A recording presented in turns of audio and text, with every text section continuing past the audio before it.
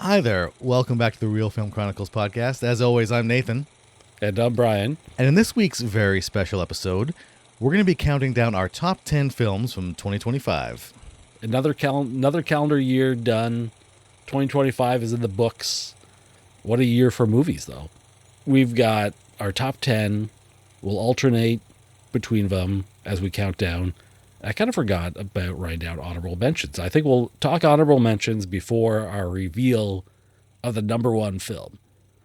Now, we usually have some disclaimers at the beginning of this, right? Yeah. Like, one of them, I think, is how much I detest making ranked lists of movies. Which is and like the irony how is stressful it is. This is your brainchild, the top 10 list. It just feels like it's appropriate that we have to do this. Like, everybody makes lists. Everyone who does podcasts or YouTube or whatever, they're making a list of their top movies of the year. Yeah. These are top movies, but it was, I'll just say, like, spoiler alert, this was a difficult year to narrow it down to 10 movies. Like, could we expand this up to like 15 or 20? I don't know. There's like that, those, especially the last few slots are just a toss up. It's like any number of movies could fit in there. That's where the honorable mentions come in. Yeah.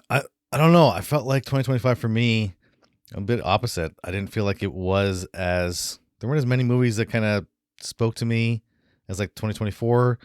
That being said, coming down to the wire, I still was waffling even like 10 minutes before we started this podcast. I was just like my 10th spot. There was like 4 or 5 movies, honorable mentions that I was flipping a coin essentially at the end almost right, to figure out what to put on there. So it was always, even despite my not overall feeling of 2025 I wasn't as blown away as previous years, but then I go to try to make that narrow it down to top 10 and I'm still struggling. So maybe the films were better than I thought or better than I had an overall impression of. So now you did a big push like recently before recording this in the past few weeks to watch a lot of 2025 films, right?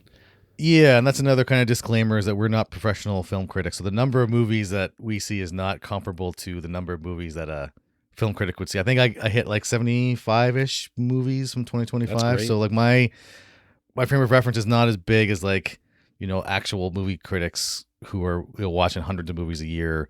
But yeah, I did make a big push recently. Like usually December and January is like my cleanup months for the year, where I'm getting caught up on a bunch of movies that I wanted to see, and for, you know, for whatever reason life got in the way and I couldn't or didn't, or I found an excuse not to, and so I've been making a big push recently. How about you?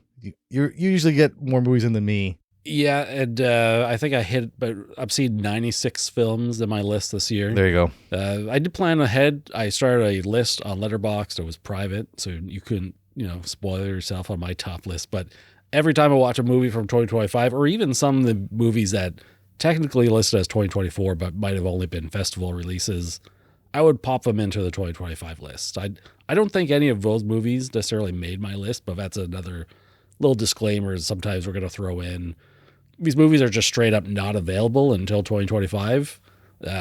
For me, that's a 2025 movie. Yeah, so I think historically what we've done is whatever the wide release date, we counted it as that year, because there's some where it's that borderline. They were technically released at a film festival in 2024 or the previous year rather, but like we as lay people, or at least last year, my tickets to Cannes and Sundance got lost in the mail, I guess. Yeah. So I wasn't able to attend, unfortunately, last year or the 30 previous years. But it's tough too, because a lot of the big movies, like especially like the quote unquote like Oscar bait movies, come out at the very end of December. If you don't catch them in theater, I mean, how long do you got to wait? That's usually why we're recording a bit later in January, to try and see if some of these hit streaming services or whatnot.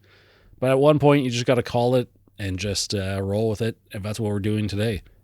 What we've seen is what we've seen. And hopefully, I feel like every time I look back at an old list, there's like a regret or two of like, oh, that movie probably should have been in there. Hopefully it doesn't happen this year, but I'm sure it will. Should we start? Yeah, let's kick it off. All right. Number 10 for me is Weapons, directed by Zach Cregger. All right. You and I got a chance to see this in the theater together, and I think that kind of helps boost it a little bit because we don't often get to see things together. And I find just seeing movies together with people to be a little more memorable as it is. Yeah. Had a memorable experience seeing his previous movie, Barbarian, with a friend as well, where like the sound cut out at a weird time. We thought it was like an artistic decision at the time, but apparently it wasn't.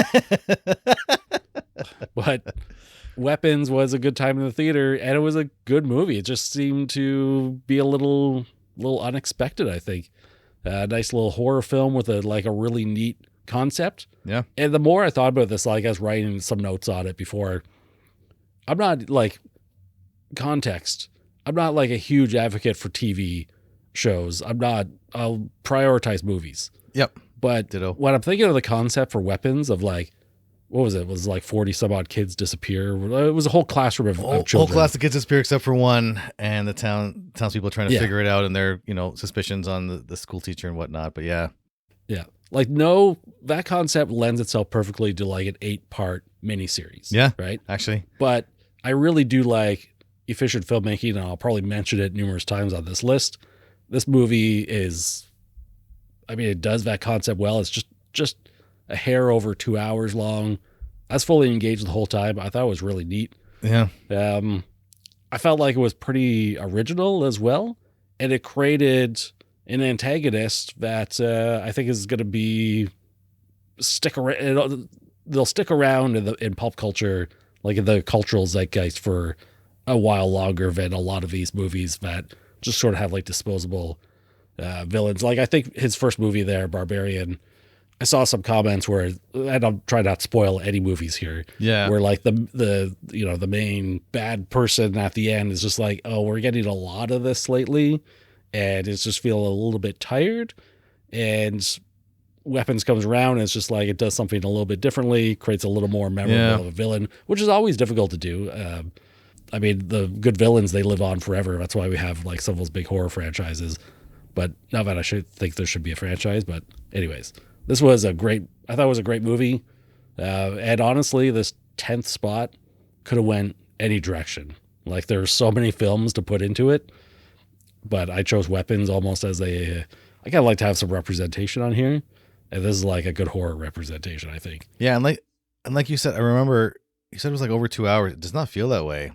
No.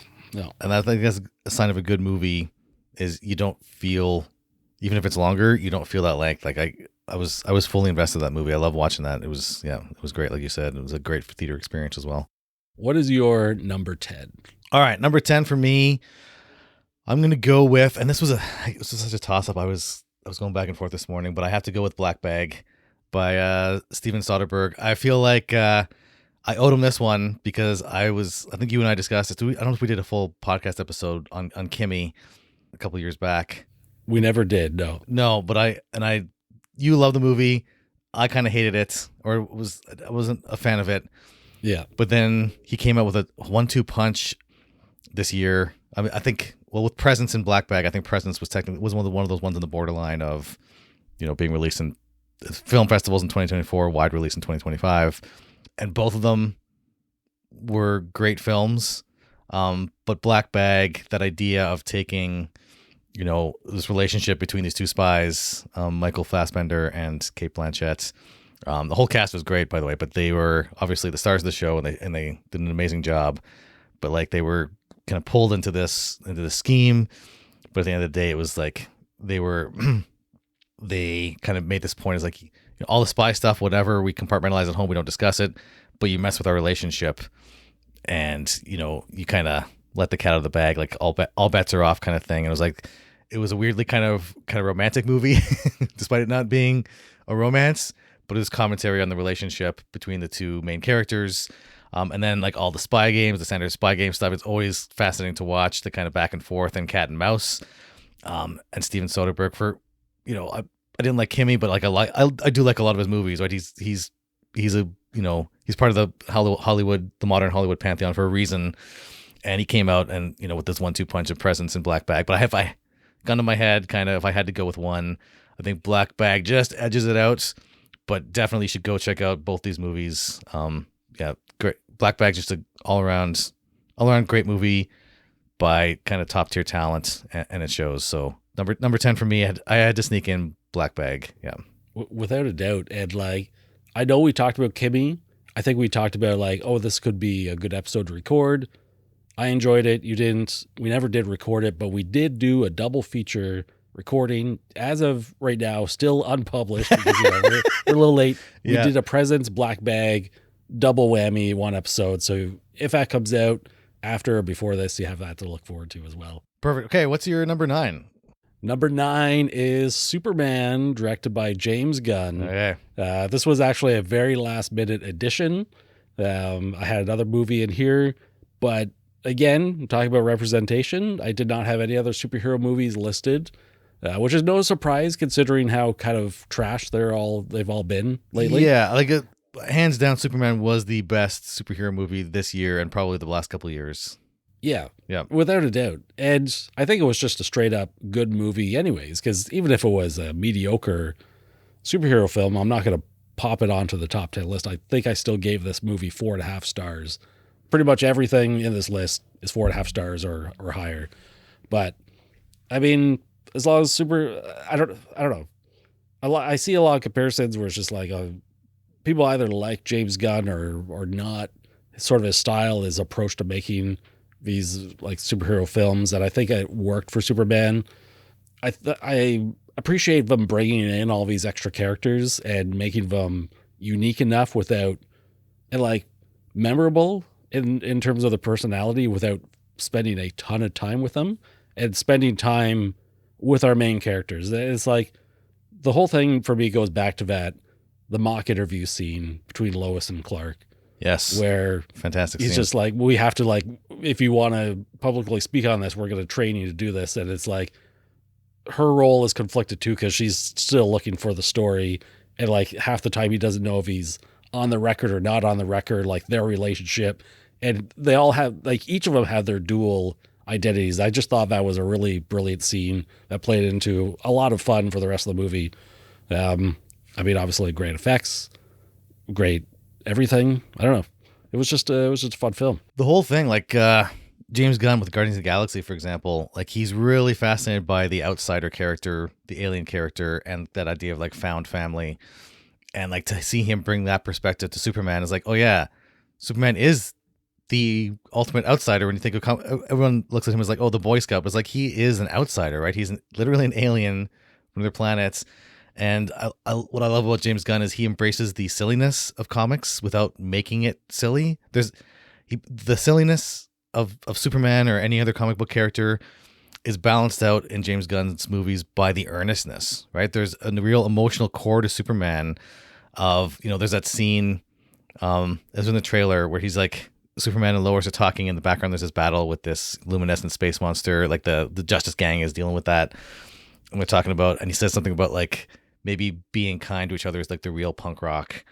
And I was like, yeah, like that, the emotional core of the movie was like, yeah, it's so easy to go down the path and be mean to each other, like hates the easy path.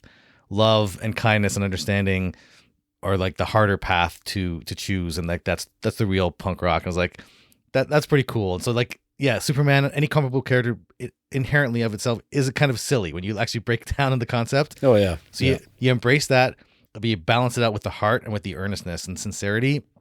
And I think James Gunn found what makes comic book characters work, how to do comic book characters right on screen, and his approach. I was kind of, because like he's usually he's like Guillermo del Toro. He loves the freaks and the outsiders, and I was like, how is that going to translate for a Superman movie? It translated perfectly. Yeah. What is your number 9 of 2025? Okay, number 9 is one of those edge cases where I think it was technically released at film festivals in 2024, wider release in 2025. This was a last minute edition actually during my catch up, but it was The Life of Chuck. Oh, okay. I don't know if you've seen this one. I have, yes. Yeah. Based on Stephen King novella, I think from 2020. It was a fairly recent one. But watching this, like one of my criteria this year was when I watched this, did I have kind of a gut visceral reaction, as emotional response, right, to the movie. And Life of Chuck is one of those movies where it's like, yeah, I was watching that and I was tearing up at certain parts, right? Or I was getting like that, you get that kind of tingle down your spine of watching this. So many movies, try to tackle this idea of, kind of that meaning of life, or like, what does it mean to be alive? Like for, I'm not doing great things. I'm not going to be remembered in history books for, conquering a nation or coming up with a cure for some disease. I'm just a regular Joe, but like, how do we find meaning in our lives? And it's, making meaning out of the simple things are what, ironically kind of what matter the most. The simplest moments end up being the most meaningful. And that everyone is kind of the hero of their own story kind of thing. Which can sound kind of trite, and it is a cliche, but the thing about things are cliche because they're true. and it's a fine line to walk. But I think Life of Chuck really handled it well. I think Mike Flanagan, I think he's directed several movies now based on Stephen King stories. So it's almost like a genre unto itself, a subgenre of Stephen King stories adapted to the screen by Mike Flanagan.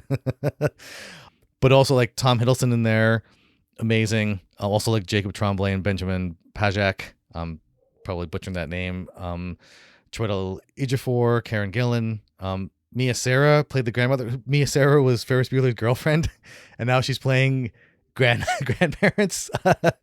It's like I'm starting to feel a little bit old. And then Mark Hamill's in there. And then like the overall narration by Nick Offerman. I could listen to Nick Offerman narrate anything. It was truly amazing. But like, I don't know if you remember the movie at all, but that middle scene, there's this dance scene with Tom Hiddleston.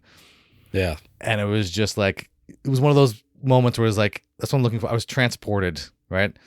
I was transported to this other world. I was transported. There was a sense of meaning that I looked at my own life, and you look at for those, the whole point of the movie was like, you're looking for those, what were you put on earth for?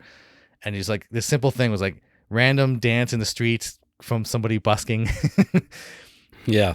But to him, that was it. That was the moment. And we all have those moments where it's like, yeah, we're not changing the world, but we're changing our world, and we all leave that mark. And it's such a powerful message. And to do it in a way that is not trite, and it's not overly saccharine.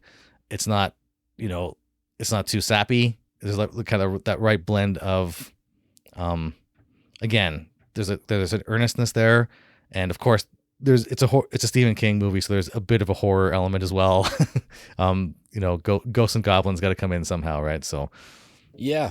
Well, there was really interesting structure to the movie, which took me by surprise. It was a little confusing and paid out really, really well. And Mike Flanagan, I think, might be the Stephen King whisperer in Hollywood. Yeah. He seems to have he's on the same brainwave maybe, and is able to adapt his materials well. Yeah, that was a really solid film, and definitely in my honorable mentions for the year. But overall, it's just like, you want like balancing out. It's a feel good movie, right? You feel it's bittersweet, but at the end, it's like, it's life affirming. And so like, I think, we're in a kind of a cynical age. Like postmodernism tends to be a bit more cynical because you are deconstructing these things, right? And so to have filmmakers like Mike Flanagan or James Gunn come in and like have that earnestness in their some people call it cheesiness, but like the cheesiness is the earnestness. To have that in there, it's such a breath of fresh air these days. It's like, instead of like the irony and the sarcasm and the quips, is like, no, it's just like, yeah, your life matters, you matter, and the things you do matter. Like it's just an uplifting message at the end, right? So yeah, definitely check that movie out if you haven't. It's great. All right, number 8, Brian. Number 8 is Marty Supreme for me, which is definitely getting a lot of awards buzz lately. I feel like I didn't hear about this movie for until a couple weeks before. I saw the trailer for it a few weeks before it came out. The trailer was intriguing, but it wasn't like, I'm probably not going to go out of my way to see it, but we did. We ended up getting out to the theater to see this film. And there it is, number 8 on my list. I just thought it was really, it was just really good. And I think every so often I need to see like a biopic. Yep. And sometimes they can be like hit or miss. And I think this one is kind of nice because it's very, very loosely based on like real people, but it's just not. Like I think it's, and I'll probably have to fact check this, but at no point does it pretend to be based on somebody's specific life, events, etc. Like, and I think that gives them a little more freedom for it to be, you know, a little more absurd or like drive the character into certain ways. Like they don't come up at the beginning of the movie and say this is based on a true story, or it doesn't. And those words never come up, right? Okay. And I think they it's better off for that.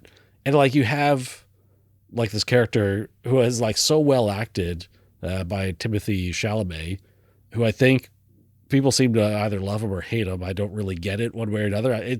I think he's like a generational talent here. We're going to see this guy morph into these roles, and he does so well here. Like it suits him so well because Marty Supreme, like the character himself, Marty, is not really likable, and there's not a lot of likable people in this movie, but there's this, it has charisma, and you just can't help but be engaged by this. And I think that's a big part of the acting job there, and lots of other talent showing up in here as well. I don't know. It was a pretty bonkers movie with like, you know, some good ping pong action too, I assume.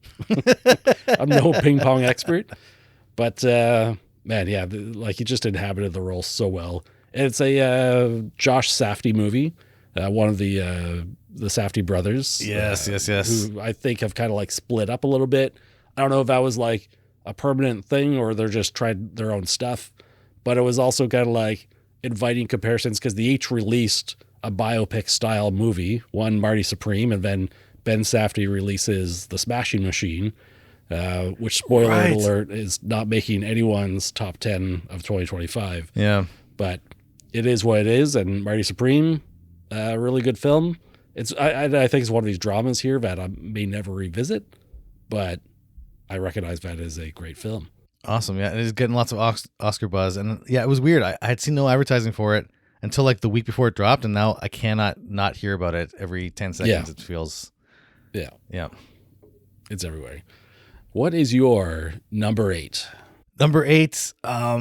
Yeah. Again, I think like you, I'm trying to get more representation from different genres, but number 8, I went with Predator Badlands. Very nice. To fill in some action there, because like I think Prey came out a couple years ago and I liked it, but I wasn't as blown away. I think I need to go back and rewatch it again. It was a really good movie, but it wasn't like blowing me away.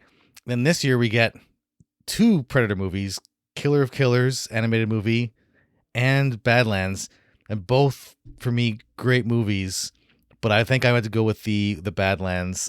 You know, just like I made a comment to you, like I think the number of good Predator movies now outnumbers the number of bad ones.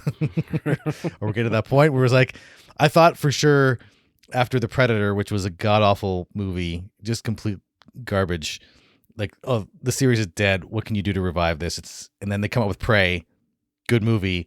And then this year we get a 2 for Killer of Killers and Predator Badlands, phenomenal movies. And I was like, okay. And I was not sold at all the idea of following it from the point of view of a predator. Was with the alien that was it Utna, or I can't remember what they call themselves now. There's a whole mythology built up about them now, apparently from the comics and everything. I was like, how's this going to work? Thinking back to the original, you know, Arnold Schwarzenegger movie Predator, and I was like, well, how do we follow one of them? I was like, what does that even look like? And it looks awesome. I was like, I was a skeptic, and they sold me like going into like the alien culture. And you talk about like, economy of storytelling. You learn so much about the culture from that intro with, you know, the main character he's like the runt of the litter, and you know he's with his brother this training montage, and it's like it's awesome. Father comes in, and there's this, you know, family quarrel. It's awesome, but through that you learn so much about the culture, and it's amazing. And then you go the whole rest of the journey, him finding his new tribe, so to speak. And there were some nice twists and turns. I don't want to spoil, but with the alien life and the alien, he's trying to hunt to get the trophy, because like, you know, you had to, in the predator species, you got to get the trophy to kind of prove your worth to to your tribe. And there's just some nice twists and turns, and just further more connections. Like, yeah, like they're not being coy about it. Like the alien and predator universes are the same universe. It is.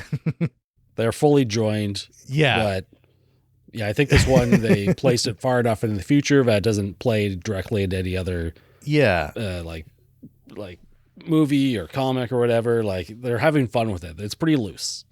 Yeah, and then you got like Elle Fanning playing dual roles in there, because they're going a lot with like the synth, a lot of synths in there, like androids. I think Dimitri Schuster Kolomantangi did the voice for the main character. I probably should have practiced that name, but I think I did pretty well. Apologies if I got that wrong.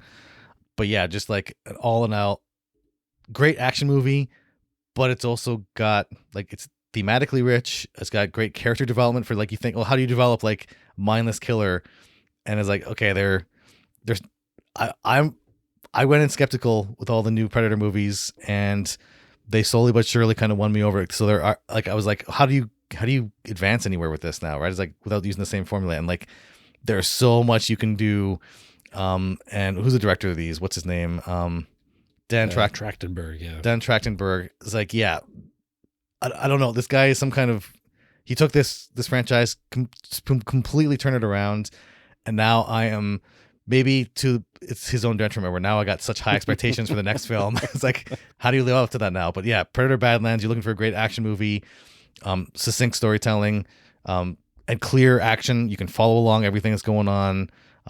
Yeah, great, family, family violence, fun for the whole family, violence for the whole family. But yeah, Predator Badlands, check it out, and Killer of Killers, check them both out. The great movies, without a doubt, two phenomenal movies. The expectations for whatever comes next, it's going to be very lofty. Yeah, very difficult to follow up on either of these. Number 7. My number 7 is one you mentioned already, is Black Bag. Nice. Directed by Steven Soderbergh. Yeah, I mean, I feel like this was like a small film. You know what I mean? Like, I don't feel like anyone's talking about this movie. I don't see it discussed in circles. I don't see it on any lists or anything. Kind of shameful. And maybe because it dropped like in January or something, didn't it? Like, I don't even remember when it dropped. It was just like early in the one year. day, and we are like, oh, what is this? Well, check this out. And I don't know. I mean, he's such a talented director, and he's doing interesting things. But I feel like he just comes out of left field, and it's intricately layered. It's dark humor. It's a spy drama. As you mentioned, Cate Blanchett and Michael Fassbender they're married. They're spies working for the same organization, and they navigate. Like, they apply their spy crafts basically to their own marriage as well as their friend group. And the movie is bookended by these dinner parties with their friends. Amazing scenes. Like, hijinks ensue. I think one of the nice things is that I could understand, I could follow what was going on. Because sometimes you watch these spy movies like Tinker Tailor Soldier Spy. You gotta watch it. I was literally going to bring this up because it's very complex. Yeah. And I mean, spycraft is complicated business. Yep. Unless like you're James Bond or something, and just like karate chop your way through everyone. I don't know. But like this one, 94 minutes. You talk about like economy of storytelling and whatnot. This was like every second is packed. Everything you're seeing on screen is important. You pick up on all this stuff.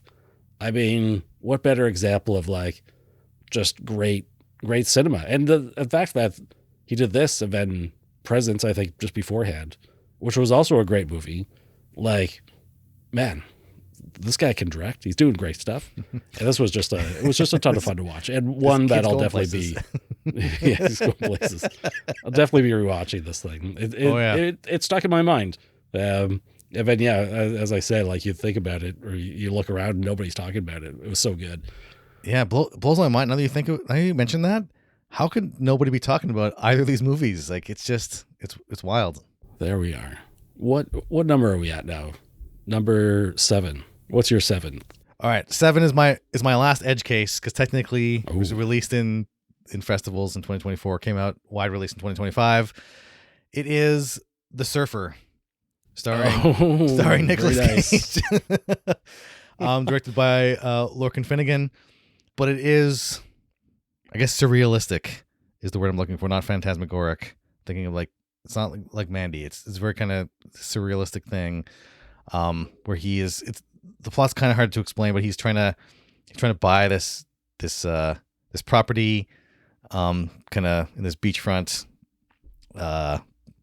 It's like a neighborhood. beachfront community. Yeah, in, it's kind of in Australia, right? Yeah, exactly. And to kind of get, and he's estranged from his wife, and he thinks like, oh, I buy this house that we had, when I was growing up, I can like kind of bring that family back together. And then he goes down to surf at this beach, and they're like, oh, locals only, and this group of surfers keep messing with them, and it just like, and you see like just one step after another, and the situation just spirals completely out of hand, and you're just like, what is happening right now? Is Nicolas Cage's character just like descending into madness? And there's a couple twists and turns, but like it's kind of pitch perfect performance by Nicolas Cage. I think we talked about this before, but like Nicolas Cage is one of those actors, like he's like a Ferrari, right? And you have to know how to drive a Ferrari in order to handle it properly. Comparing this to another Nicolas Cage movie this year, The Carpenter's Son, which was like a horror movie based on like the Christian story, like the story of like a young Jesus in his teenage years. Check it out. It's great. Cage gives a great performance in that one too, as he always does. But you can tell the director might not have known how to use Cage as effectively. But the director here, he knows how to use Cage, and Cage is playing to his strengths. And you feel you're along for the ride in this guy's descent into madness and then rise back up. And it is wild. And there's commentary there on, what does it mean to kind of be like, what is a local, right? How do you define community? Issues with gentrification, issues on like, wanting or needing to belong, of, kind of not being able to let go of the past, or, what it takes to kind of let go of the past and move forwards. Really, there's a lot of thematic stuff that goes a little bit deeper, but there's a bunch of other actors, but like you're focused on Nicolas Cage's character, and it's kind of this one man show. And if that was his only performance he ever gave, that would still be a legacy to leave behind for future generations, right? It's like you watch this, it's a masterclass in acting. But yeah, the surfer, like go in, don't like your expectations, forget about whatever you see on the cover about surfing. Surfing is involved, but it's not the point of the movie. Yeah, go in with no expectations. It blew me away. I was like, did not know what to expect with this, and like months later, I'm still kind of digesting exactly what I watched. Right? Yeah. It's it is a tour de force. Like it is something else. And like Nicolas Cage descended into madness, or seemingly madness, like he does it like no other. Yeah. This movie, like it surprised, like upended every expectation you could possibly have going into it. It was surreal. Definitely another one for the honorable mentions, but could have easily placed in my list as well. I thought it was going to be one of because the Cage is notorious. He just does tons of movies. I thought it was going to be another, like maybe something like 211, where it's just like almost like a direct to video kind of thing. But no, this is a legit like film with a capital F, like Martin Scorsese would be proud. Awesome. This is cinema. This is cinema. All right, number six. Number six, again, another one you mentioned is Predator Badlands for me. Oh, nice. Just a quick story here. I'll just record this for posterity here. Like, I knew there was a new Predator movie coming out, like a live action one. Yep. And I think I was subscribed to Disney Plus at the time, and I see a new Predator movie just dropped, Killer of Killers. And I'm like, oh, this must be the new, because they dropped Prey on Disney Plus as well. Yep. I got excited. It was Friday or Saturday night. Get the popcorn ready, nice cold soda. And bam, I put this on, and it has an animated introduction to it. And the animation continues. And I was like, what am I watching? Is this? I thought it was live action. But I was enthralled with every second of it. So that was Killer of Killers. Then I find out a few months later, Badlands is the live action one, and it's hit in theaters properly this time. And man, that was so much fun to see on the big screen. I mean, like you said, like Predator has been, it started off so strong with that first Predator. It was pretty mixed afterwards. They really tried a few things. There's the Alien versus Predator movies, which kind of like sullied both franchises. And then Dan Trachtenberg comes around and bam, makes Prey. They don't have the confidence at the time maybe to put it in the theaters, but man, like even Killer of Killers should have been in the theaters. Like, right? I mentioned Mike Flanagan being a Stephen King whisperer. This guy is a Predator whisperer, I think. He just seems to know. He's got the magic touch. And what a crazy concept, too, when you watch the trailers where you have Elle Fanning is basically an android with half a body strapped to this guy's back. And they filmed a lot of it and I can't remember the actor name who played the Predator. They filmed it. It's like they created physical rigs so that she could be on his back and like her legs were like blue, like in the blue outfit just to like paint out afterwards. Like the special effects in here are insane, but they actually had so much performance capture going on to really give that Predator like that. What was it? Yao Tai? Yucha. Give this young Predator like a ton of life. I was really rooting for him. Also, it was so fantastic. I feel like one of the things that makes a movie great is you got to have like a suiting up scene. And this one had such a great suiting up scene at the end where it's like, if you watched any of their previous Predator movies, to see him suit up with, he doesn't have the technology anymore, but to see what he does with some of the, what he scrounges in the nature. I don't want to spoil it because it was so cool. It was like, he kind of recreates his suit, but with like pieces of the environment. Is like, and you see it's like, oh, they were setting this up before. And there's like, everything comes together at the end. It's like, oh man. Yeah. Super, like amazing. He's going to the most dangerous planet ever. No other predators go there, and he's going to take advantage of. None have ever come back alive. That's right. None come back alive. Yeah. Training, man. There's this one animal that he's chasing after. Again, no, because like there's some really cool twists in here. Yeah. That just like the writing is just like they did not have to go this hard for like a Predator movie. Could have just been like throw this alien into foreign environment and have him survive and have him kill some stuff. Could be just like a straight up just like mindless horror movie.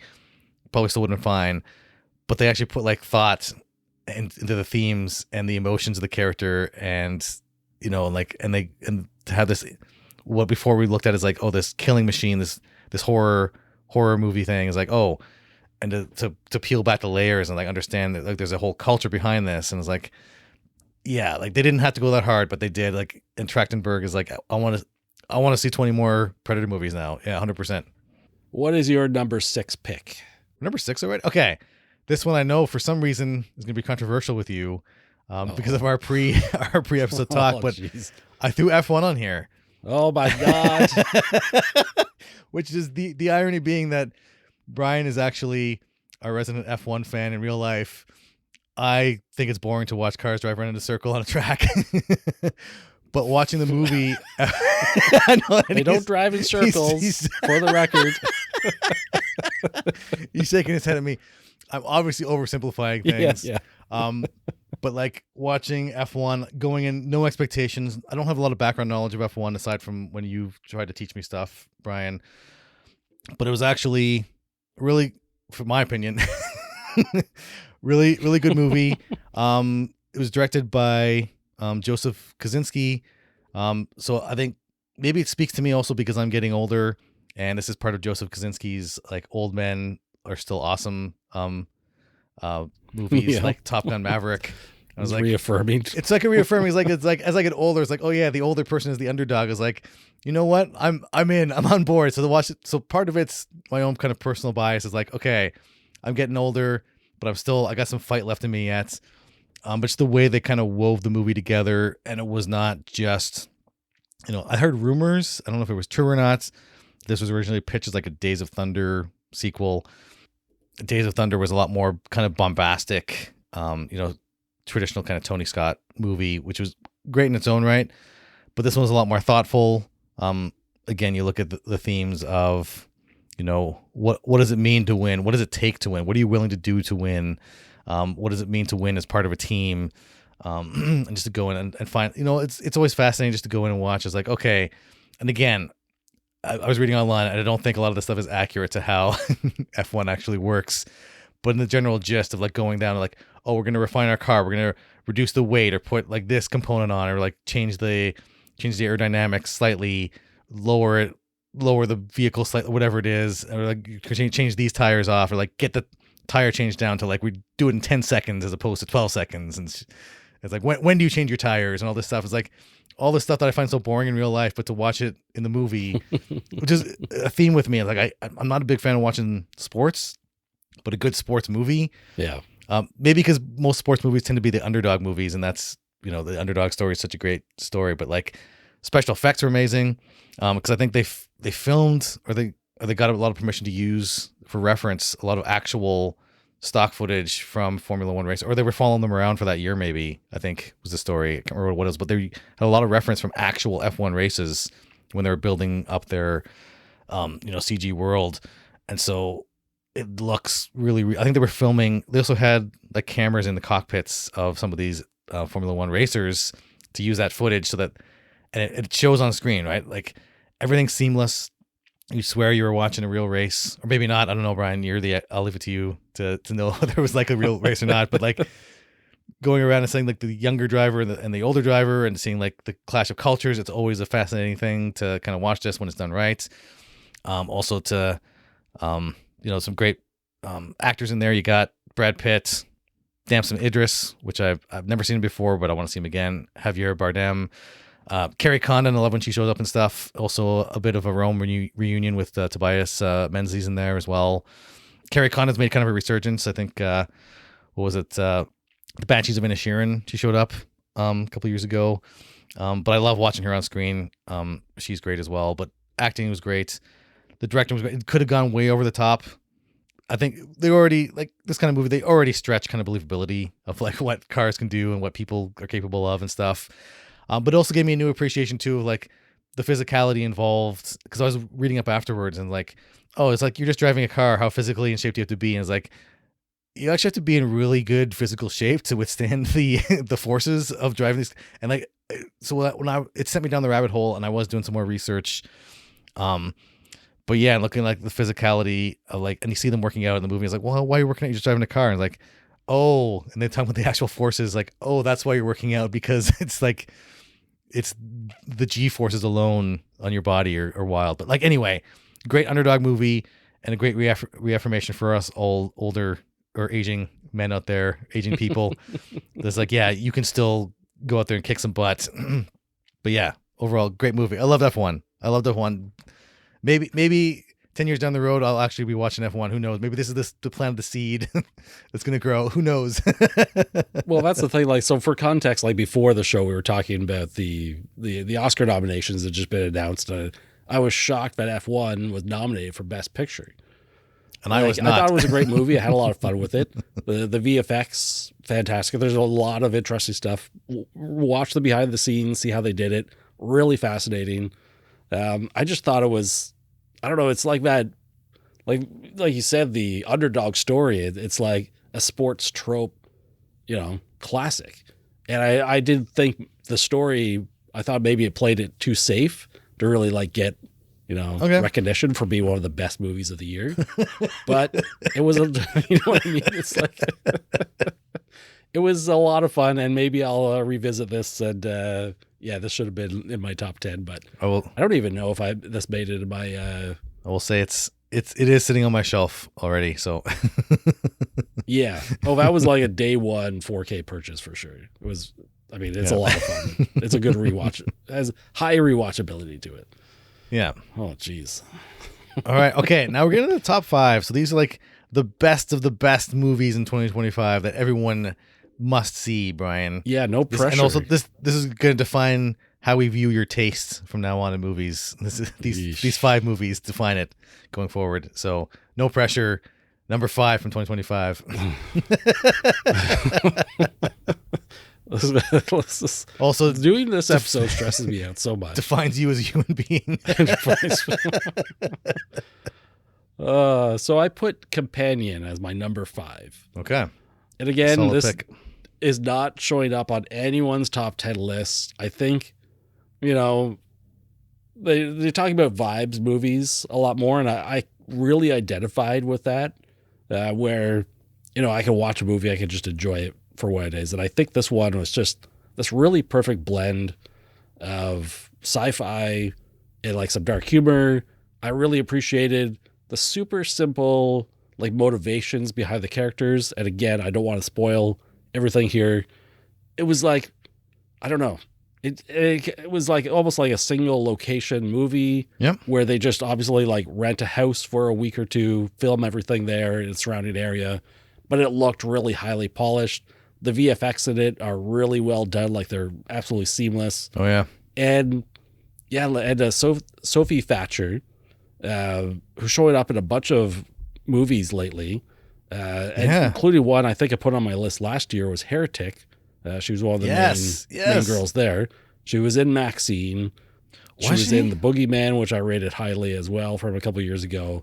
So this is like a new, well, I should say new, like this is an up-and-coming talent that I'm interested in seeing more of. And Jack Quaid, who can play, I don't know, like just, he's in The Boys, he's in all these, he chooses some interesting roles where he's like morally ambiguous and he can be charismatic, but also benevolent and evil, you know? He's not afraid to play a dick on screen. Yeah. That's right. And he can go he goes either way. It was fantastic. I just really enjoyed it. I did rewatch it again recently, like just to make sure, because I saw it earlier in the year. And I was like, should this be on the top 10? I watched it again. I was like, that was a lot of fun. It was a lot of fun. And again, it was not a long movie, just over 90 minutes, which I can appreciate. Yeah. Just makes it more rewatchable for me. But it just felt like a good film. I don't know. I really, really enjoyed it. I'm not going to, maybe that's a little guilty pleasure, but I'm not going to apologize for it. I really enjoyed it. Yeah, it didn't, like, it's not on my top 10, spoiler. But it was a really well made movie, and I get that it would be on your top 10. And I think it speaks to, again, I don't want to get too far into spoilers, but our current anxieties around technology and kind of speaking to that. And I think there's a theme in recent movies dealing with various instances of AI.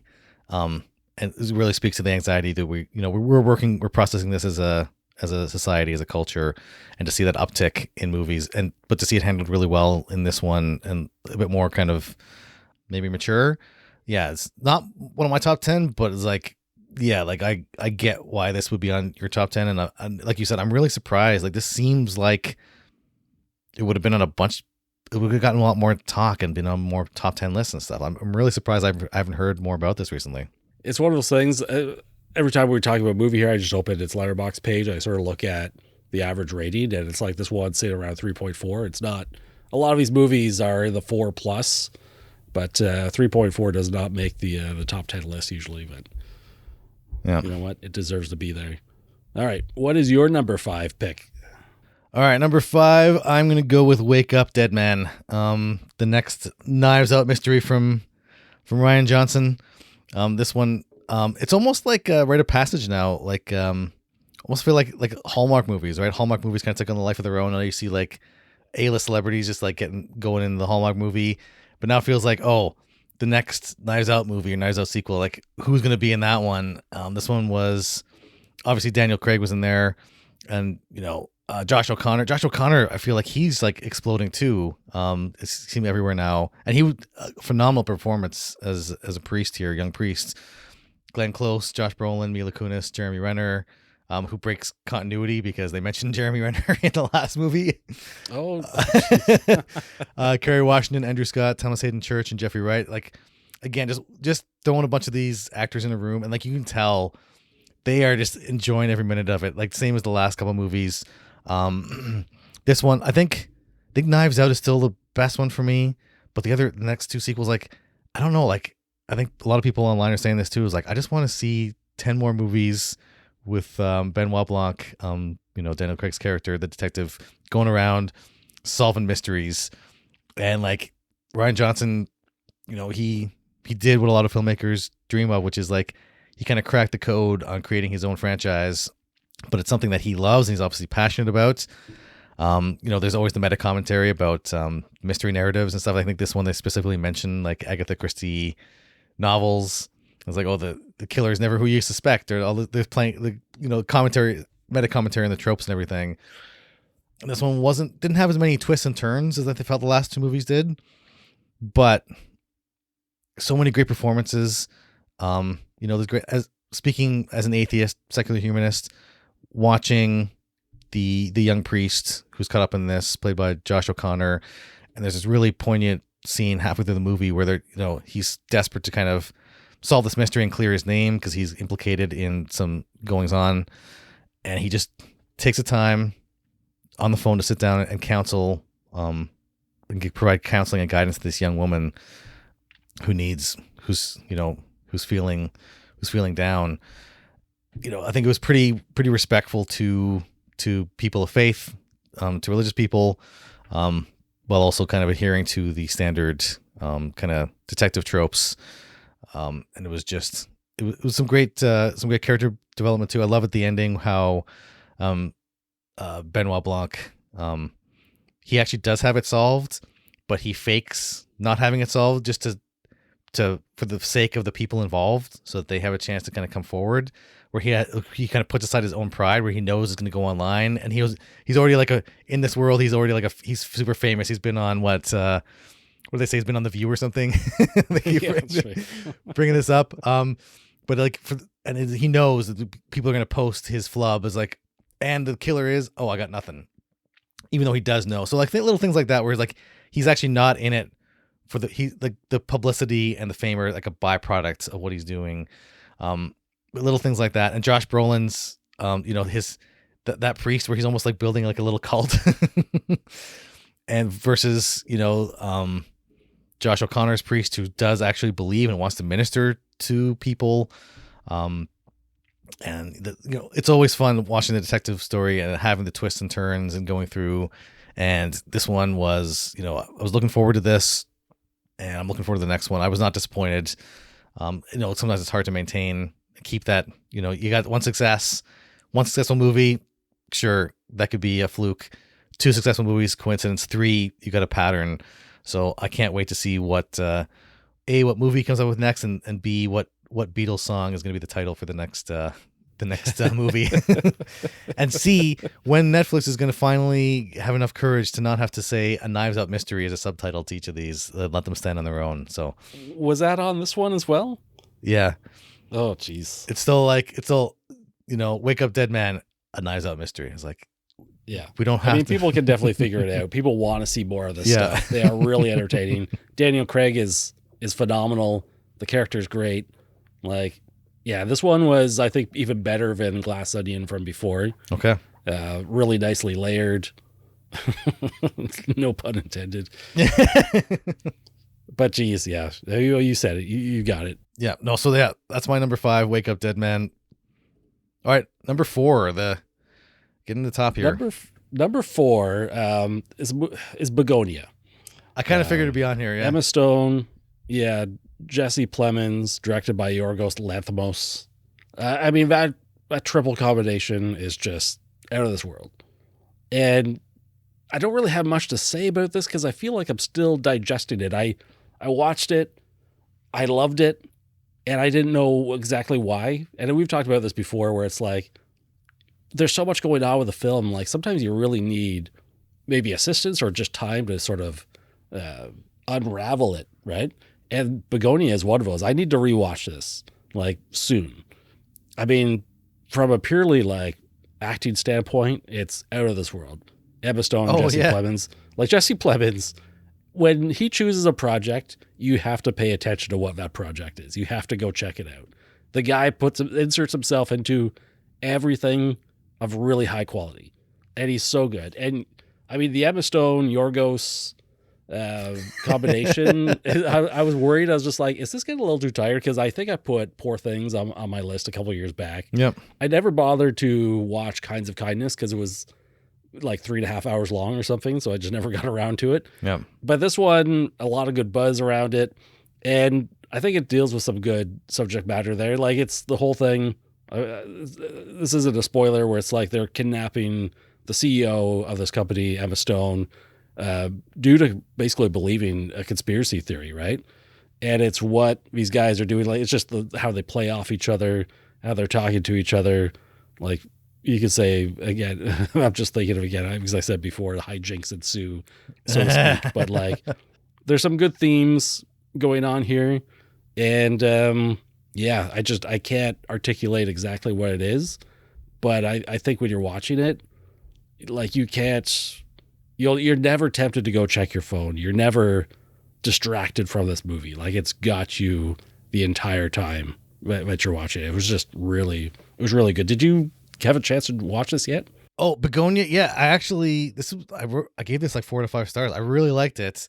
Um, the reason I didn't put it on my list, I think, was because I think a lot of people got the ending wrong, and I think it was a little bit too ambiguous. I have an interpretation of the ending.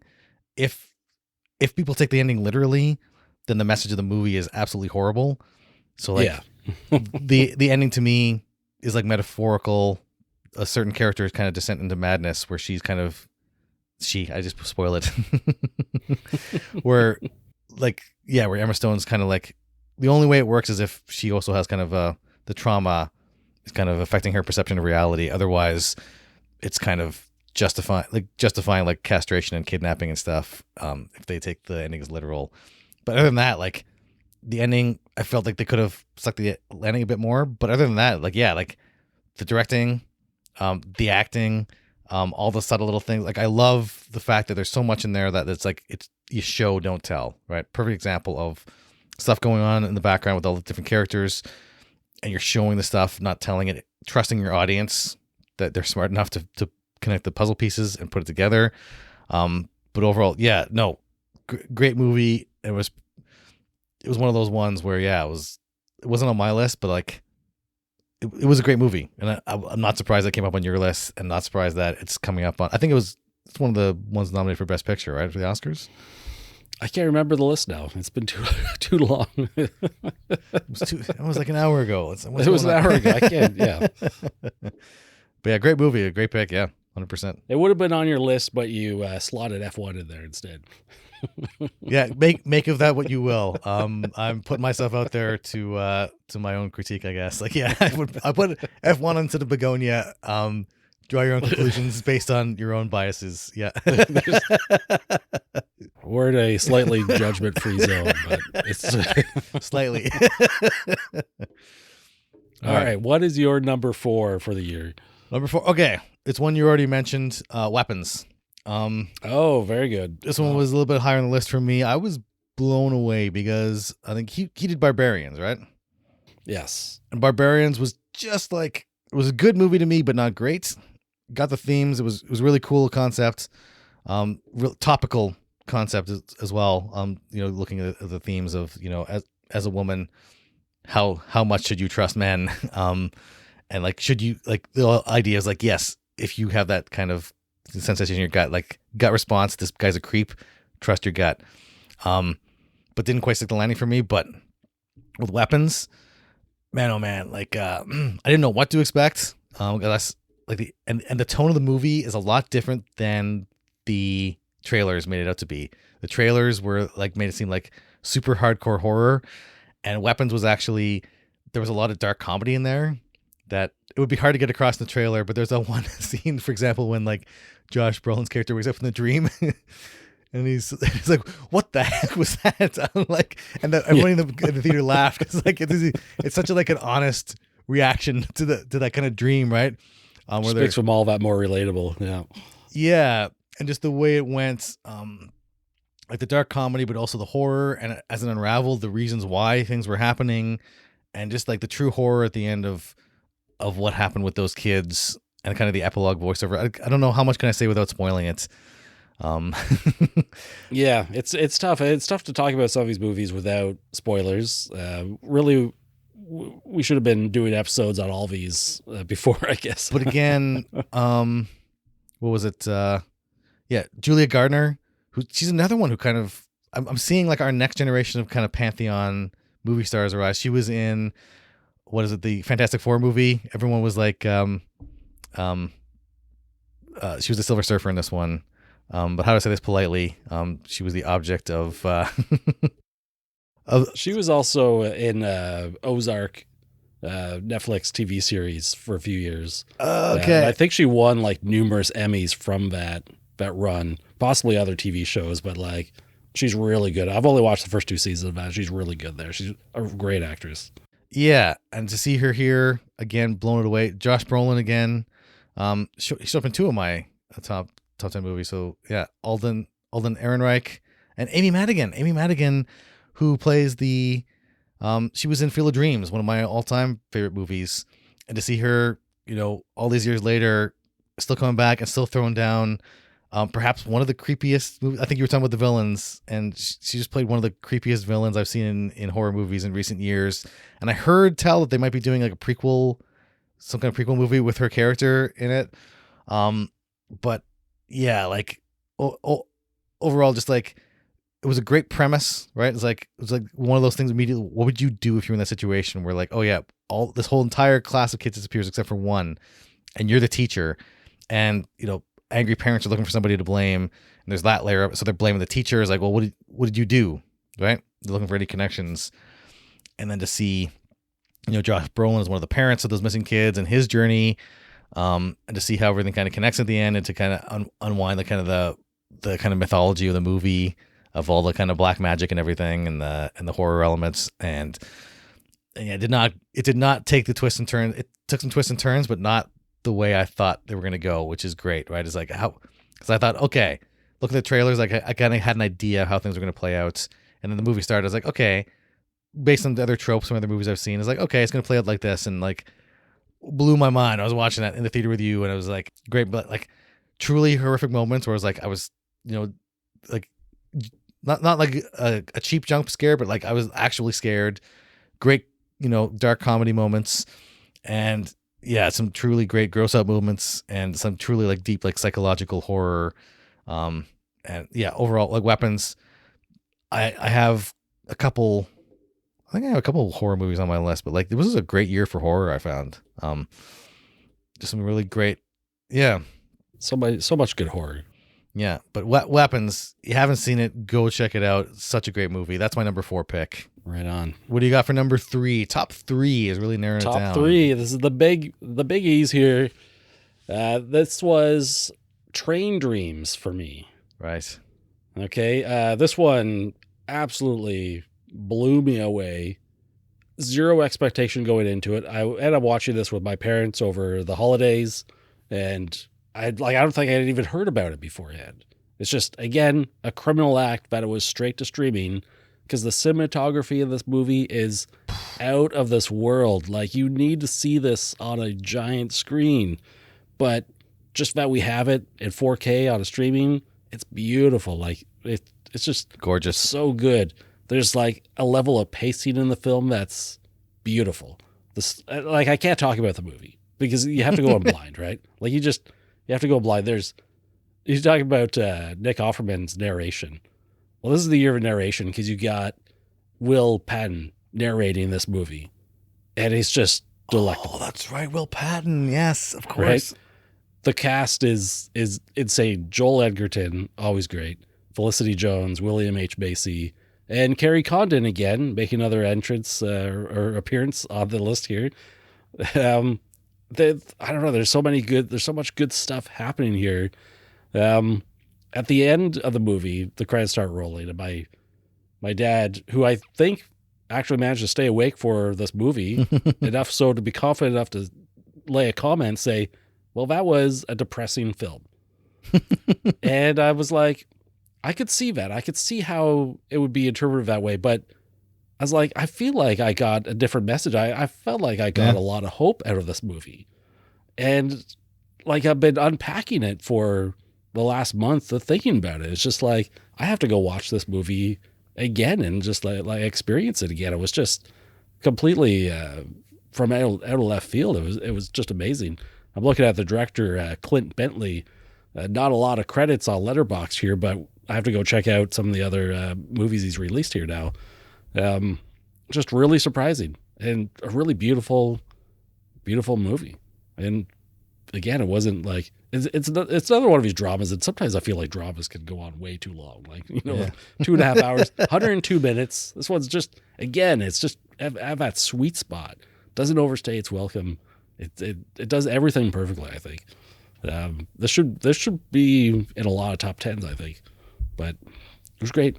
Yeah, it was great. Like you were saying, I had not heard about this movie until you texted me saying you got to watch this, and it was on Netflix, and like everyone has access, and like I feel like there was no advertising, no nothing at all. And you told me to watch. I had no idea what to expect. But yeah, a great movie. Yeah, and like you said, like I get it. Like there were depressing elements, but like I think thematically to me, this and Life of Chuck were kind of similar in that idea of like you find beauty in the simple things in life, but the simple things are where really you find the meaning. Yeah, no, I thought it was really a profound film. So yeah, no, great. That was a great pick. And your number 3, please, sir.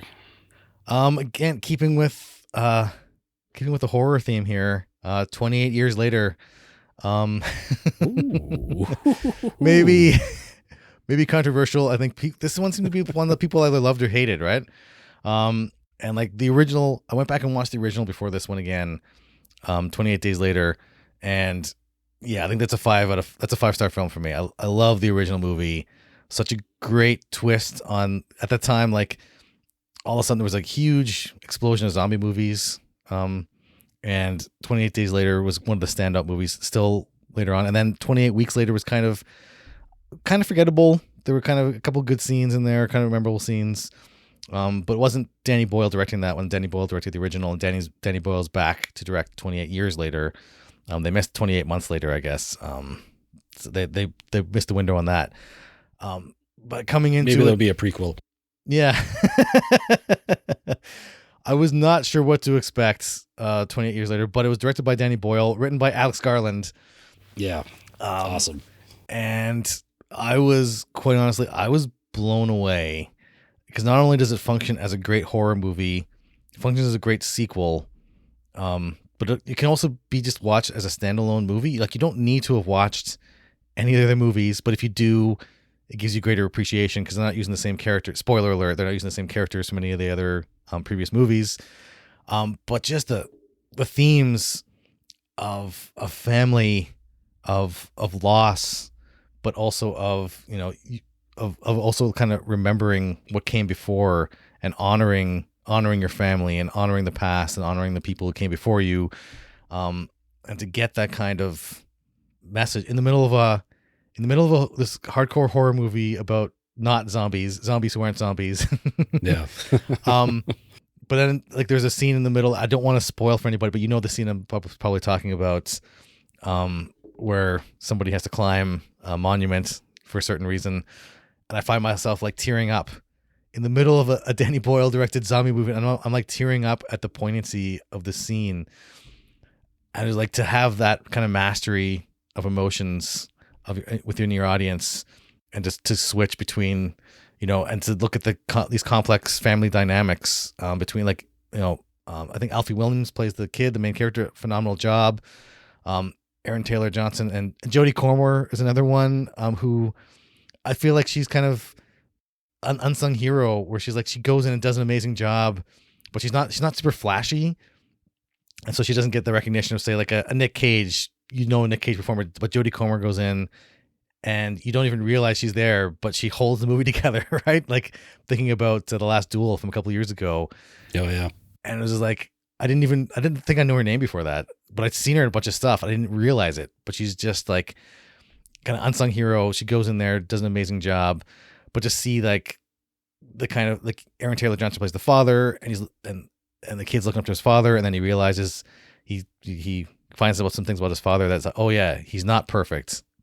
He had him up on this pedestal, and it's those dynamics is like, there's some moral questions about, well, what would you do in extreme circumstances? And it's not easy answers, right? The film doesn't give you easy answers like, oh, he's 100% good. These people are 100% good or 100% bad.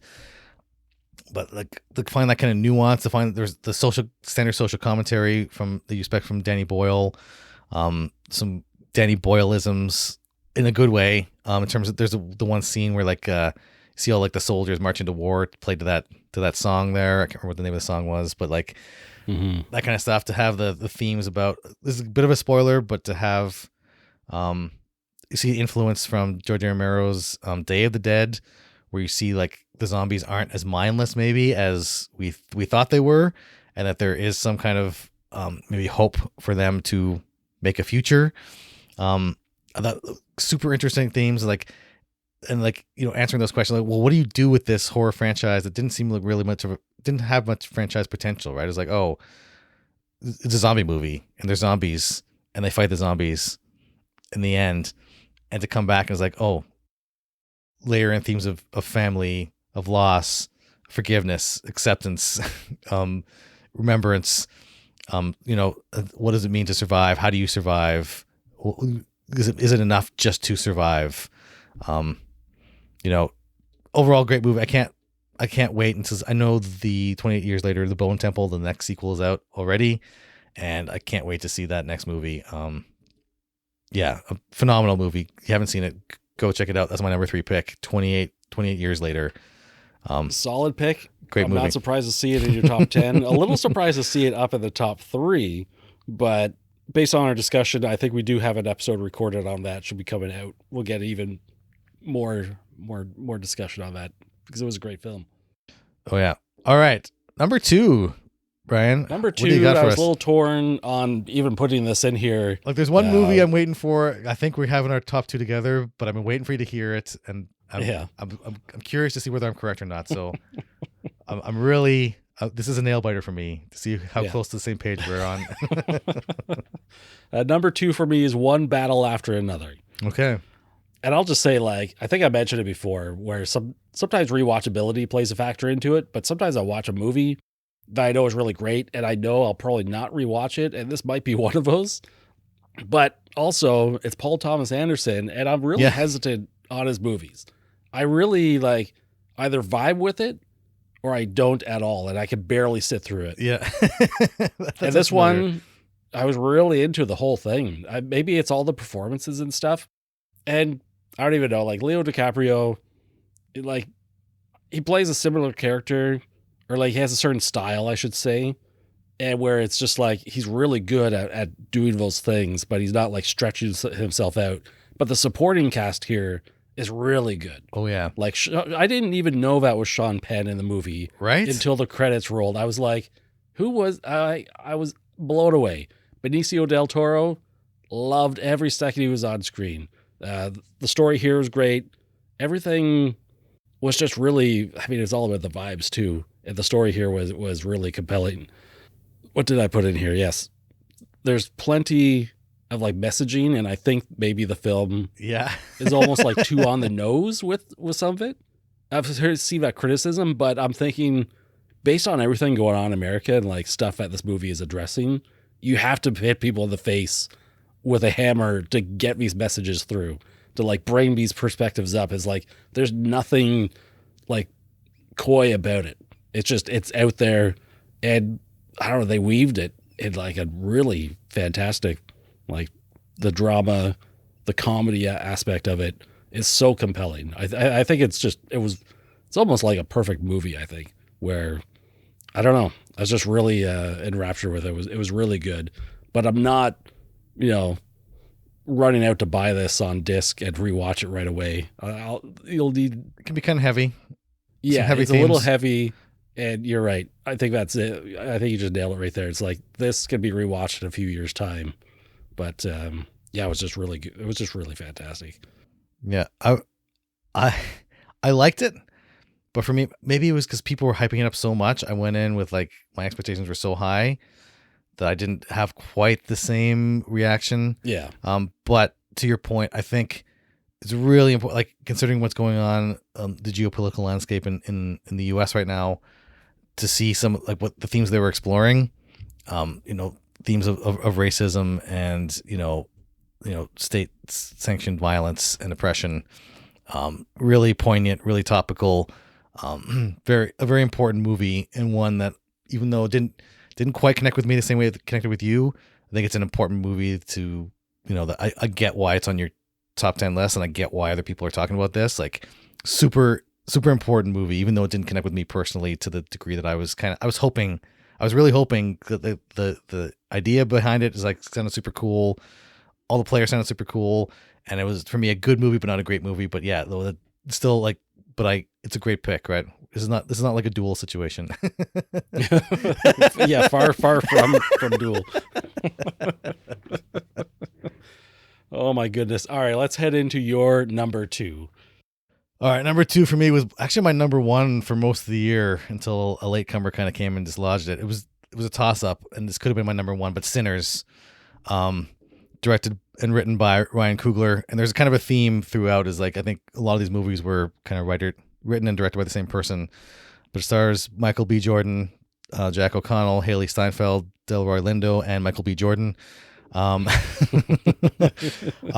such a, again, in terms of themes, so topical, looking at historically the, racial inequalities, specifically in this case for Black people in not just the U.S., but in North America, going back to the history of slavery and how that impacts, up into not just what was it taking place in the 1960s or something, but also like into modern day. A lot of very important commentary about colonization, and you have a movie like this, written and directed by a Black person, starring an almost all Black cast, and coming across, it's got the Oscar nom. It's got I think you said it was like the record for most number of Oscar noms or something, was setting records.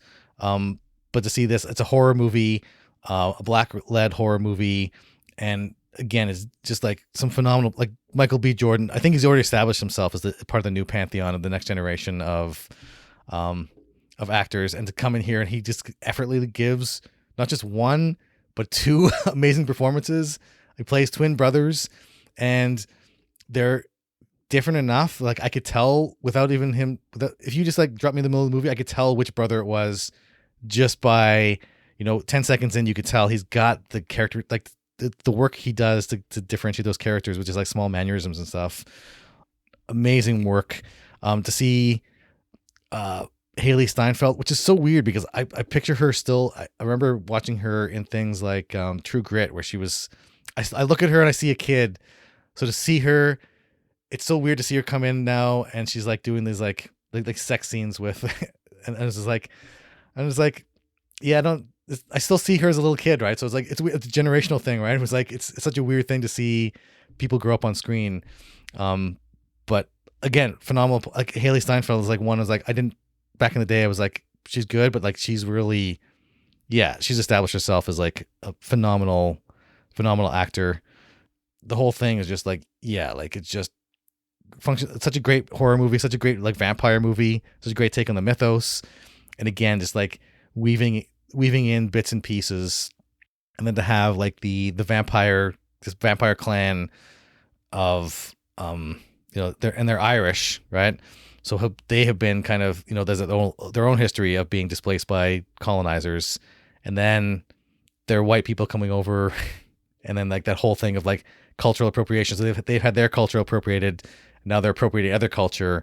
So it's almost like looking at like these circles of violence, but also there's that one scene in the dance hall, because like essentially they put together this nightclub, and they get one good night before the vampires come in and wreck it.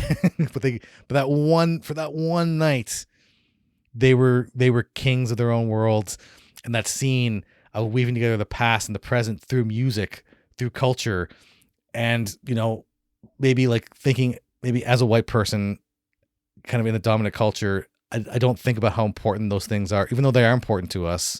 But I don't think about how important they are, especially, in a community like the Black community, where you have those ties from your homeland, where your ancestors were taken as slaves, and to weave that like music and culture all the way through to present day, and to see that connection through history, like the ghosts of the past and the ghosts of the present and the ghosts of the future, kind of interwoven, and such a powerful, profound. That one scene alone is worth seeing this movie for.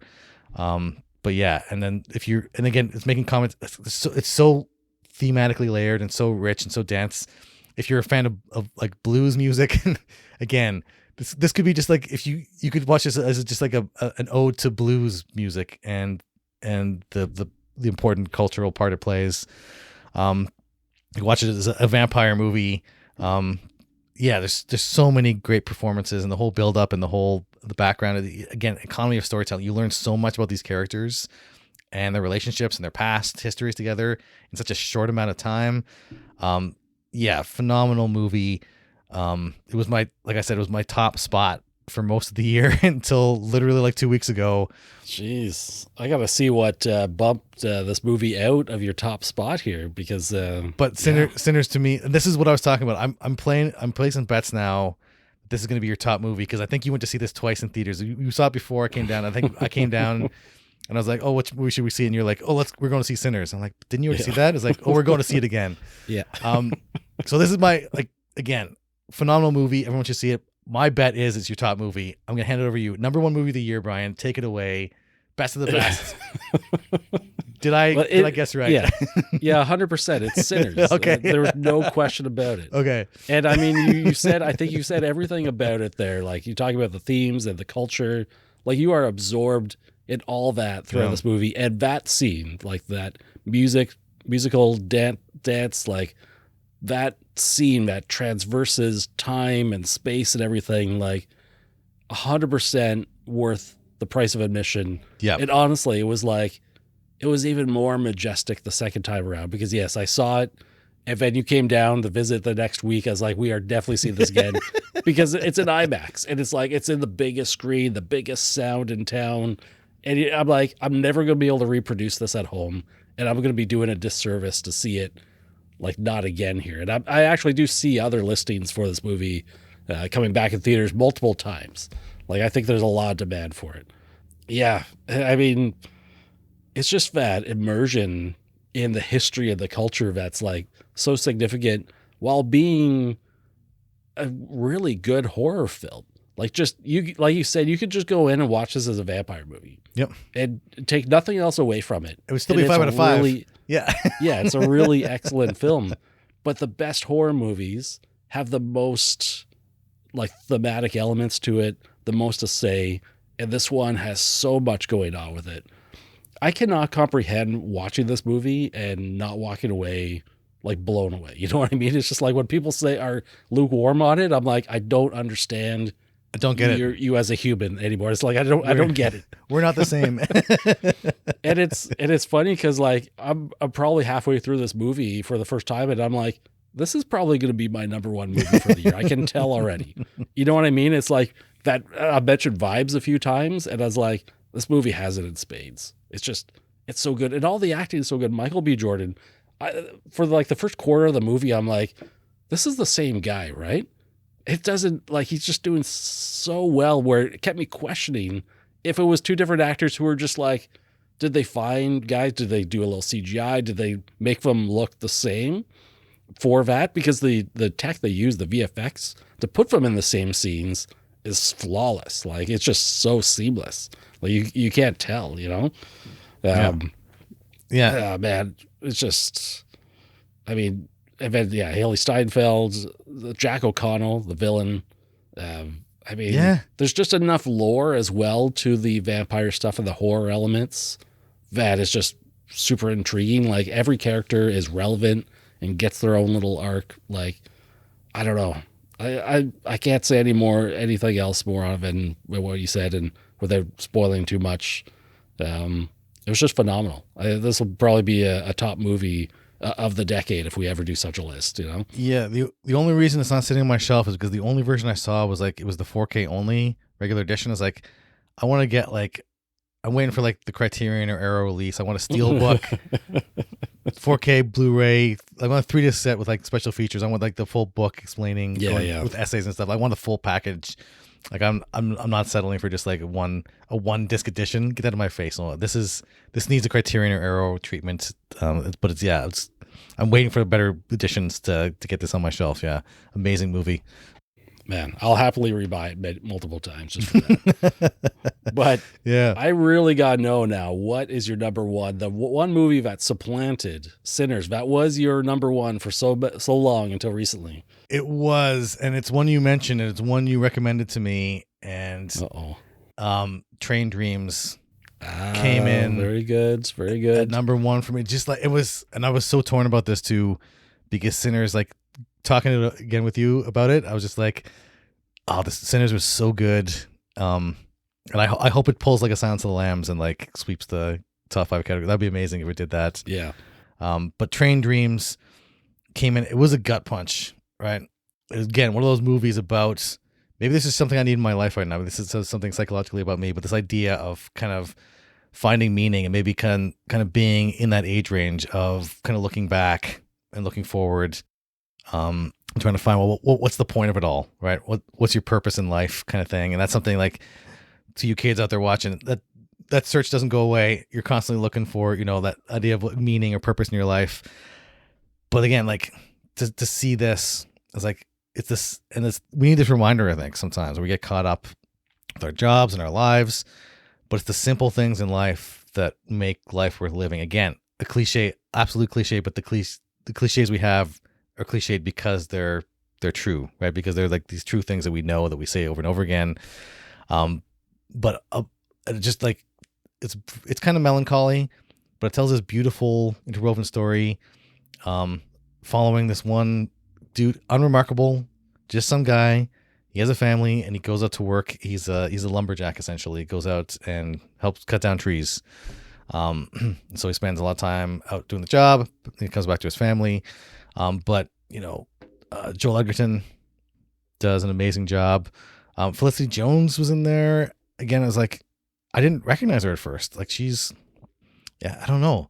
I was kind of blown away. She literally disappeared into that role. And then, Carrie Condon. I'm a sucker for an Irish accent, but I love watching anytime Carrie Condon shows up. I am 100% hooked. And then like William H. Macy, like the characters in there, and it's like just that when those vibes of when you're sitting around the camp. We're using vibes all the time. I don't know if this is because of Patrick Willems. And That's exactly the reason. Yes, because you mentioned vibes, like Patrick Willems has gotten to us.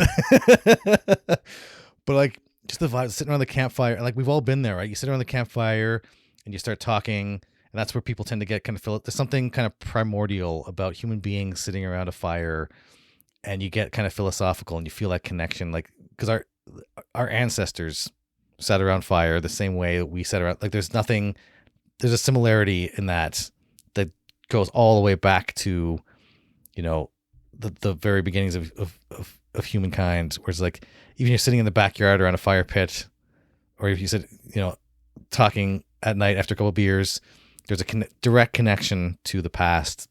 But just like, that beauty in the small things of spending time with your family, of, the sitting around the campfire with friends, even if it's kind of fleeting friends that you see only every once in a while, kind of just the random things in life, the things that like you don't know why they stick out in your mind, but every one of us, for some reason, based on our kind of worldview and our perspective, just random events that will kind of stick with us, and that makes up our story, the story we tell to and about ourselves. And it was just like you said, the cinematography in this thing was just like, I was just awestruck from the first frame to the last frame. Like it was one of those movies where every frame could be a painting, right? It's like reminded me kind of Green Knight. Watching Green Knight got the same thing, where it's like, oh, I could just take any random screenshot of this and it would be, I could frame this and throw it on my wall. Same thing with Train Dreams. What can I say that you haven't already said? It was just a beautiful, touching, poignant movie. Your dad found it depressing. I found it was like, again, I was getting choked up watching this, just about this man going to work, even before some of the kind of twists and turns later on. But just like early on, is like he's just going to work, and I was just like, why am I getting so emotional right? watching this dude? It reminded me of something I feel like you said. I don't know if it was advice I was given to you ages ago, but you mentioned like taking pride in your work, even if you're working like kind of a garbage job, like not literally working with garbage, like you're just working a job you hate, but you take pride in the work you're doing, exactly, and you apply yourself to it. And I got a sense of that here too, where it's just like, exactly, he's just going to work. He does a good job. Like he takes pride in what he does. He doesn't necessarily agree with all the guys around him or what they're doing. You get all that insight into sort of his thoughts and like the scenarios through the narration and his actions. Obviously, it's just like, I don't know. It's like there's so much going on with Train Dreams. I feel like this one's going to live on even higher later on. I really hope this one gets a physical release. I hope it's not one of those Netflix ones that just kind of disappears. I'm still kind of bitter that we haven't seen a Mank release yet, a physical media. So like David Fincher didn't have a chance. I'm hoping randomly this gets a chance. So, like if I see it on, even if it only comes out on DVD, I got to pick this thing up. It's such an amazing movie. Again, little bit very different vibe than Sinners, and both of them. And tomorrow, if we do this podcast tomorrow, I might have switched them. Yeah. This is the issue with the top 10 is a lot of them are interchangeable. They're not like a definitive, like when I put weapons in front, sorry, not in front of Superman in front of weapons, I'm not saying Superman's better or not.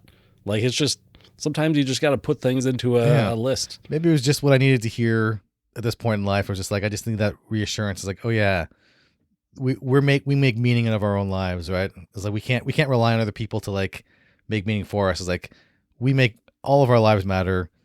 And the story of your life matters, and it matters most like in the moment when you're telling it. Maybe I'm not going to be remembered, like Nelson Mandela or Martin Scorsese or somebody. But while I'm living today, it matters. And it matters to me, and that's what makes it important. And each of us is kind of the hero of our own story, and those little moments that other people wouldn't care about, right? Like, but that you care about, but you latch onto, they're important. To kind of, and all of our stories matter. So, I guess that was just something I need to hear. I guess that and Life of Chuck just came around kind of the right time, where I was just like, okay, something I needed to hear in my own life. So, but overall, it just Train Dreams is just a really well made, well thought out movie, and it maintains its pace throughout, perfectly paced.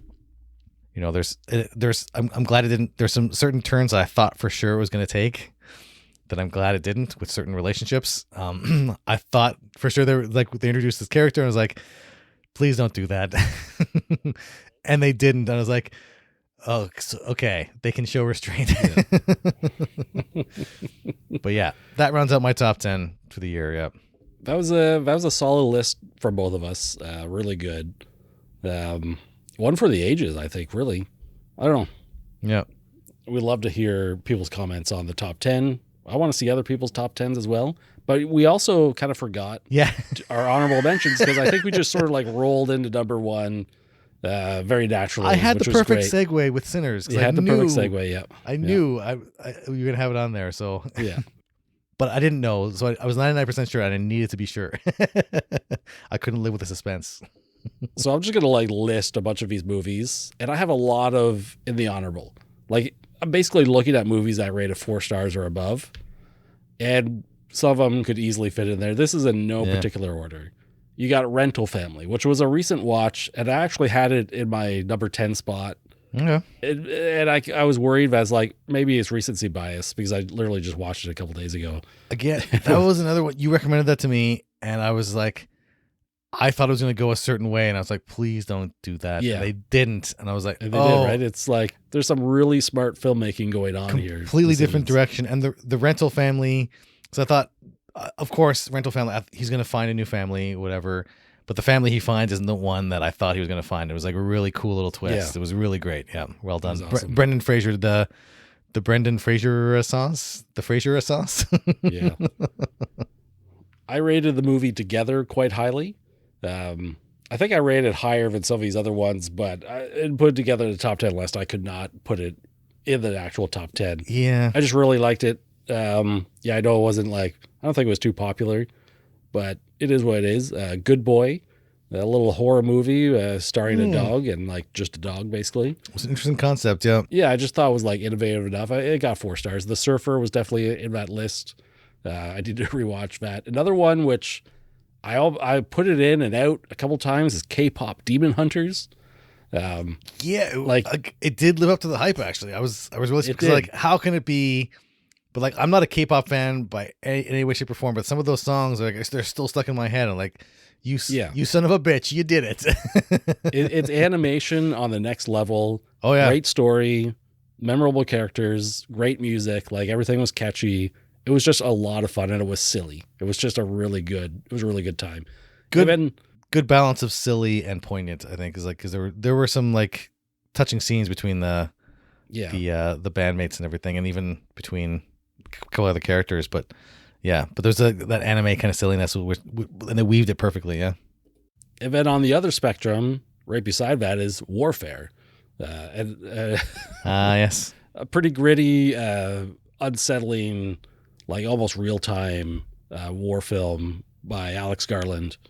I'm surprised you didn't have Alex Garland on there. Like, that blows my mind. Yeah, I think I would. Yeah. So you're saying it's no Annihilation then?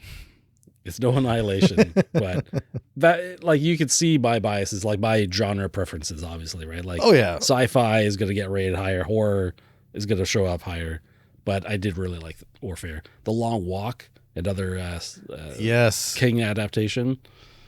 The Life of Chuck I put on honorable. Wake Up Dead Man you had on your list as well. Presence we mentioned a couple times already. Fantastic Four. Wait, is a solid movie. were there any movies that weren't on your honorable mentions? That's the thing that, like, I got like another 10 of these here. Killer of Killers we mentioned. Yep. I thought, wouldn't it be nice to have 2 Predator movies in the top 10 in 1 year? Wouldn't that be fun? Yeah, but I could do it. A movie that was really uncomfortable to watch. If I had legs, I'd kick you. Starring Rose Byrne. Hopefully she gets some recognition for this role. It was a brutal watch, but like it was worth it. It was so good. Avatar: Fire and Ash. Did you get out to see that yet? Oh yeah, baby. Oh yeah.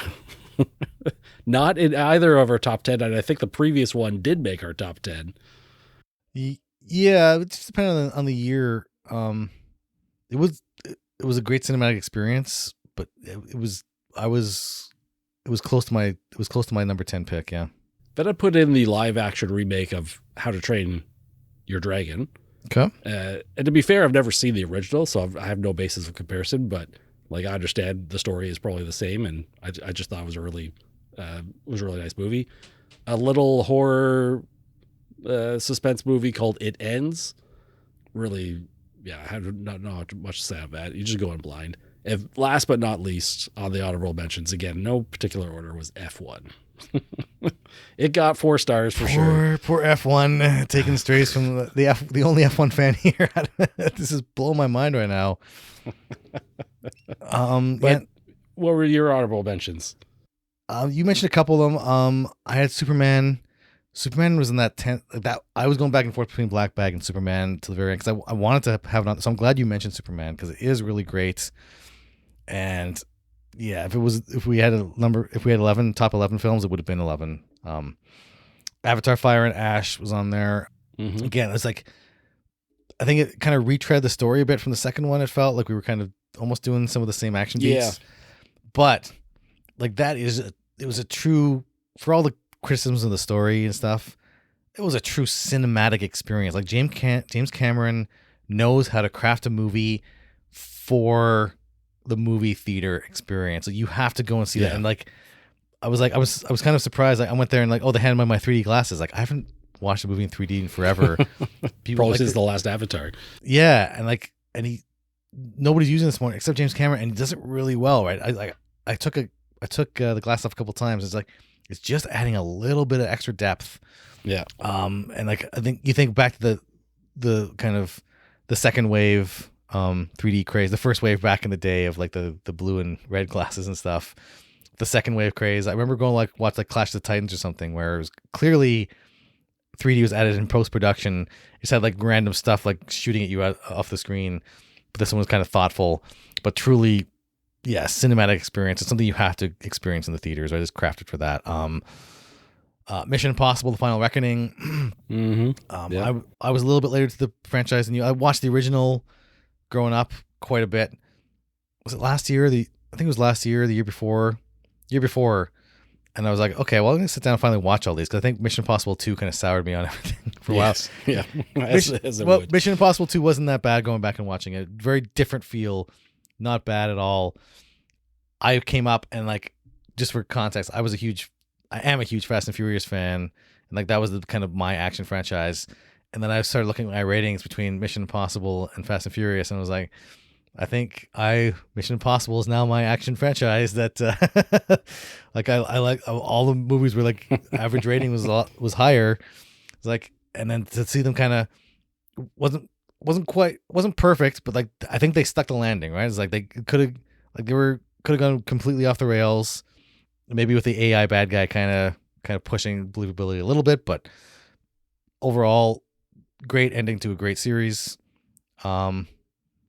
The Shrouds, again, is one of those. It was David Cronenberg movie, released festivals in 2024, wide release in 2025.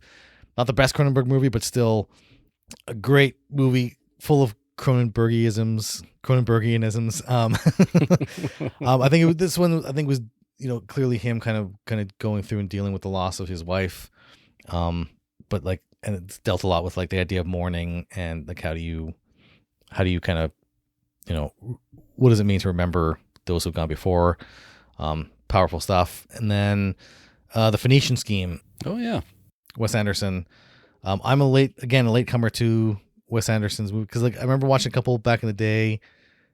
Wasn't really on the same wavelength. And then a couple years ago, I watched The French Dispatch, and I connected hard. The French Dispatch is one of maybe easily my favorite film of his so far.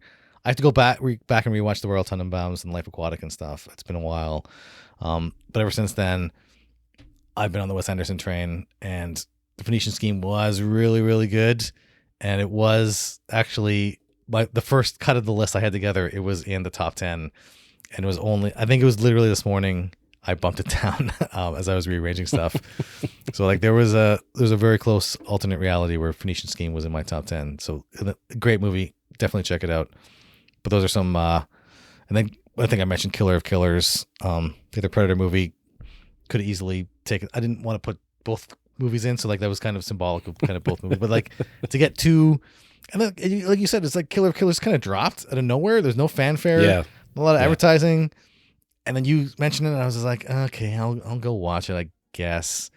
And I was like glued to the screen the whole time. I was like, oh, and it goes through, and it's like, oh, this story's finished, and then they go to another story. I was like, oh, it's not a montage, but it's what's the word I'm looking for? Medley, anthology.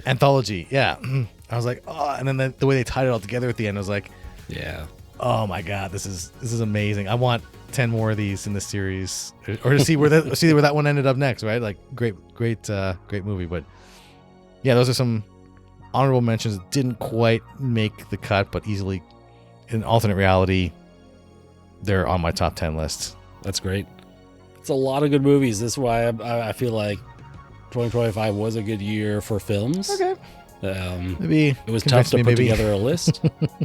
Well, I mean, you had a solid top 10, and you listed another 10 of them right there, I think. Again, I'm always surprised to see how much we overlap and how much we differ. So there was actually quite a bit of overlap. Yeah. I felt we had more overlap this year than maybe in past years, where we had like three or four movies the same. Yeah. Well, we'll have to do some formal analysis. Let's start up a spreadsheet. We'll make a list. Sold. So I didn't even refer to the previous year's list to see. Like, I kind of feel ill prepared for a list this year, honestly. But we made it work. We made it happen. We did. On to 2026. As always, we appreciate you hanging out with us today and taking the time to listen to our podcast. You can find us online over at realfilmchronicles.com, where we have not just a repository of podcast episodes, but many of our written reviews as well. If you're up to it, you can follow us on Twitter, Facebook, or Instagram as well. All the links should be within the show notes here. So until next time, take care of yourself and others, and be sure to enjoy your film journey.